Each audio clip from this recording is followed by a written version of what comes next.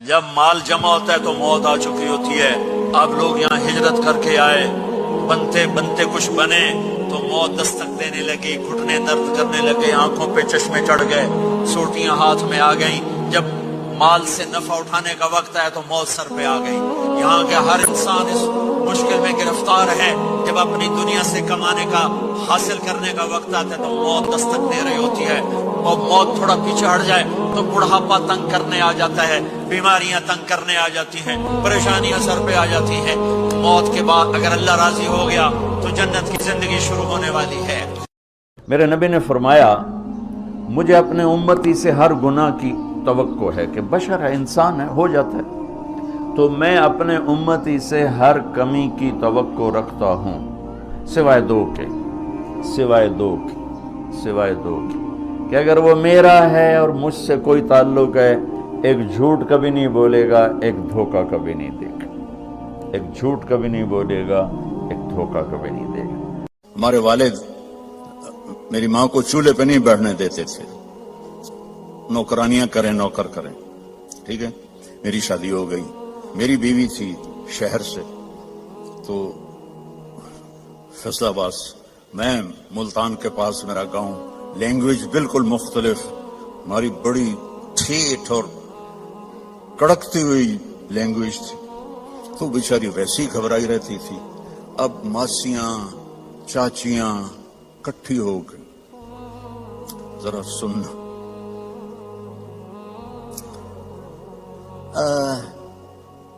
تیری ماں تا چولہے تے سڑدی پئی ہوندی ہے تے بیگم تیری ٹھک کے بیٹھی ہوندی ہے. مجھے اتنی ہنسی آئی. میں کہا میری ماں چولہے تے کداں سڑی ہے, میں بھی تھائیں پیدا ہوئے, میری ماں تا چولہے تے بندھی نہیں. میری ماں کو روٹی پکانے بھی پوری نہیں آتی تھی, سالن بنانا بھی پورا نہیں آتا تھا کہ میرے ابا جی ان کو کام نہیں کرنے دیتے تھے, نوکرانیاں تھی, نوکر تھے. اب وہ کہہ رہی تیری ماں تا چولہے تے سڑدی پئی ہوندی ہے. اور میری پنجابی سمجھ رہے ہو, کوئی گجراتی تو نہیں بیٹھے ہوئے کہ جن کو کیم شو والے. اچھا اردو ترجمہ کروں گا پھر. تیری ماں تا چولہے تے سڑدی پئی ہوندی ہے تے تیری بیوی ٹھک تے پلنگ تے بیٹھی ہوندی ہے. میں ہنس پڑا. میں کہ میں نے دسو تو صحیح, کدا میری ماں چولہے تے سڑی ہے؟ میری مستورات بزرگ کہہ رہی ہیں تمہاری ماں تو چولہے پہ جل رہی ہوتی ہے, سالن بنا رہی ہوتی ہے, اور تیری بیوی مزے سے بیڈ پر بیٹھی ہوتی ہے, تو تجھے خیال ہی نہیں آتا. تو میں نے کہا کب میری ماں چولہے پہ جا کے سڑتی جلتی ہے, اسے تو آخری زندگی تک روٹی بنانی نہیں پکاتی تھی پٹھی سیدھی, کیونکہ کبھی ابا جی نے ان کو بیٹھنے ہی نہیں دیا تھا. تو یہ ہمارا سسرالی معاشرہ ہے کہ آتے ہی دلہن کو سینگوں پہ اٹھا لیتے ہیں. وہ گھر چھوڑ کے آئی ہے, ماں باپ چھوڑ کے آئی ہے, بہن بھائی چھوڑ کے آئی ہے, سہیلیاں چھوڑ کے آئی ہے, اسے اپنی بیٹی بناؤ. میں نے اپنی بیٹیوں کو بیاہ دیا ہے, تو میں دوسرے کی بیٹی لے کر آیا. میں نے اپنی بیگم سے کہا کہ بیگم تیرے اخلاق کا اب پتہ چلے گا کہ بیٹیوں پر تو مائیں نشاور ہوتی ہیں, بہو پہ جب تو وہ سلوک کرے گی جو بیٹیوں سے کرتی تھی, پھر تیرے اخلاق کا سکہ پکا ہے. تو اللہ کے فضل سے میری بیوی نے اس کو کر کے دکھایا, نبھا کے دکھایا. ماں کی دعائیں تمہیں نبیوں کے ساتھ کھڑا کر دیں گی, باپ کی دعا تمہیں بڑے بڑے کتب ابدالوں کے ساتھ کھڑا کر دے گی.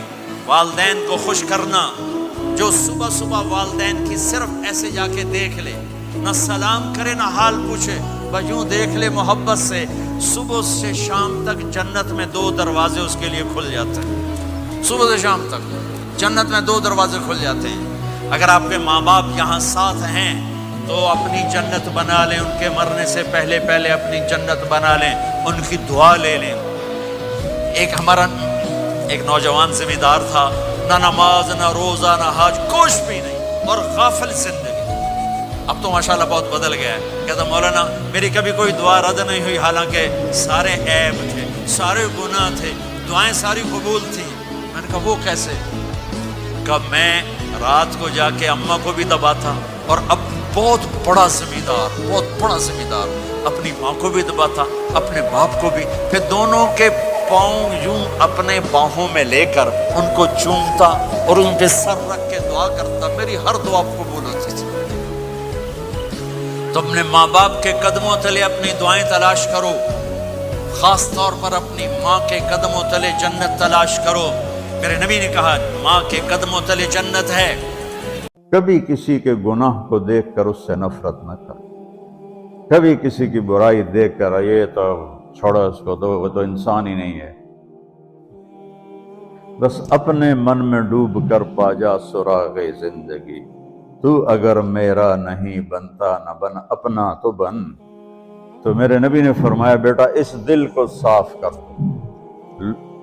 ایک بات اور یاد رکھو، دنیا میں نیگیٹیوٹی ہمیشہ زیادہ رہے گی، ہمیشہ، اور پازیٹیوٹی ہمیشہ کم رہے گی۔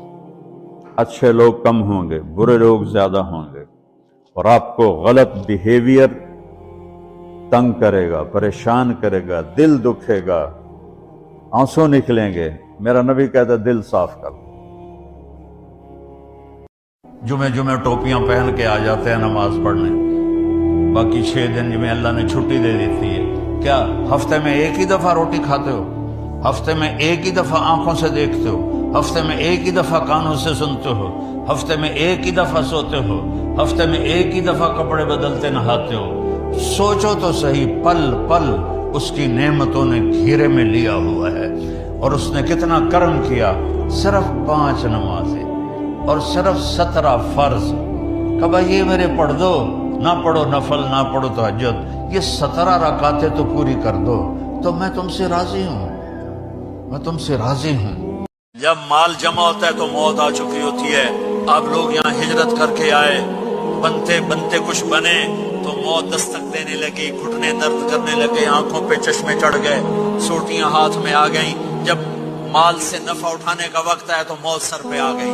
یہاں کے ہر انسان اس مشکل میں گرفتار ہے، جب اپنی دنیا سے کمانے کا، حاصل کرنے کا وقت آتا ہے تو موت دستک دے رہی ہوتی ہے، اور موت تھوڑا پیچھے ہٹ جائے تو بڑھاپا تنگ کرنے آ جاتا ہے، بیماریاں تنگ کرنے آ جاتی ہیں، پریشانیاں سر پہ آ جاتی ہیں۔ موت کے بعد اگر اللہ راضی ہو گیا تو جنت کی زندگی شروع ہونے والی ہے۔ 2 گناہ ایسے ہیں جن کی سزا دنیا میں شروع ہو جاتی ہے، موت کے بعد وہ الگ ہے۔ ایک ماں باپ کو دکھ دینا، ان کی نافرمانی کرنا اس درجے کی کہ وہ دکھی ہو جائیں، اور ایک ظلم کرنا، یہ 2 چیزیں اللہ تعالیٰ یہیں سے شروع کر دیتا ہے حساب کتاب۔